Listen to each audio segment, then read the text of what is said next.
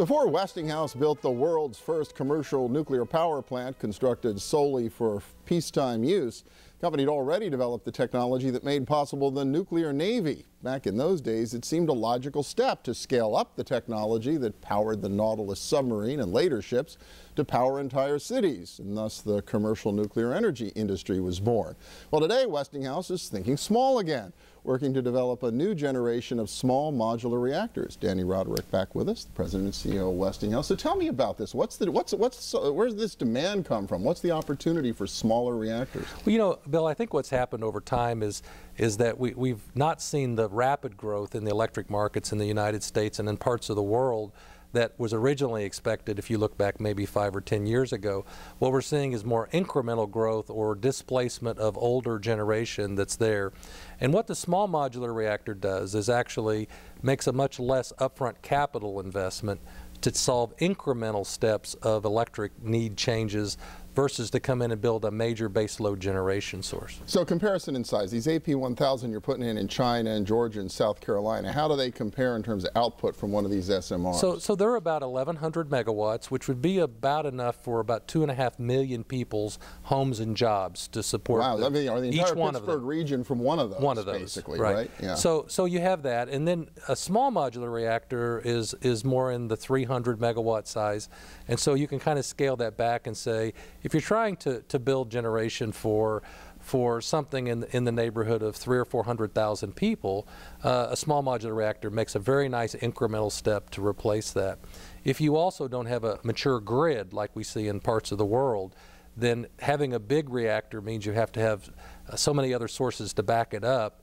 A small modular is a way to incrementally build your grid size up for energy stability and security. Now, dramatically different engineering challenges in creating something this size instead of the big ones? Well, you know, Westinghouse is a technology company, so we love this kind of stuff, but the technology is a step change. It's an advanced technology that really just builds, again, on our past and our history, but really compartmentalizing it so that we can build these in locations and actually ship them to the site versus do all the construction on the site, and I think that's a major step. And that's been part of the deal with the AP1000s, right? You sort of assemble in place, they have modules and stuff, so some of the same technologies you're using for these big ones you'll be able to apply to the small ones too? The big ones, though, still, the modules come to site, you still have to assemble them on site. Okay. What the modules are really, the small modular reactors are doing is you'll actually assemble a majority of the plant somewhere else and bring it and put it basically underground, which is another feature that the plants have, is to be able to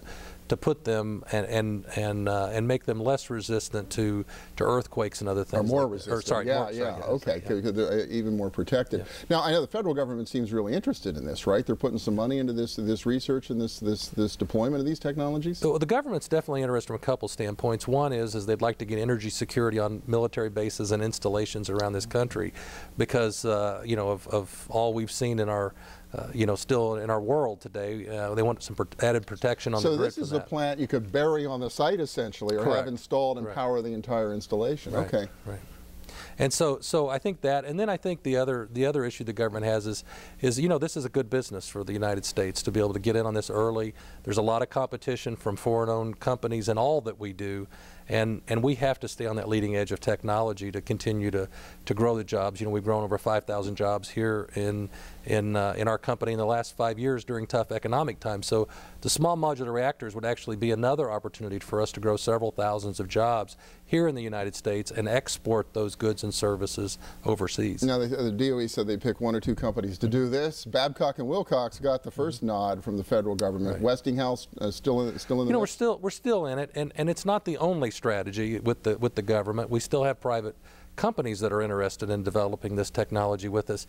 Anytime you do something with the government, there's good and there's bad with it about the rules and what you can do. But you know, we're still very much looking at the DOE opportunity, Department of Energy opportunity, to see if that's right for us, or whether we want to go through private equity to do this. Okay, only about a minute left. I'm wondering, what does all this mean here in Pittsburgh? I know your growth was pretty rapid for 5 or 6 years. Seems to have slowed more recently. How does the future look? Well, you know, I think we do have to kind of plateau, relook at the market here, and then we'll start another growth strategy. And I still believe our fuel business, the engineering work that we do here in Cranberry is a growing business. Out near Monroeville, we have facilities out there at our Waltz Mill facility.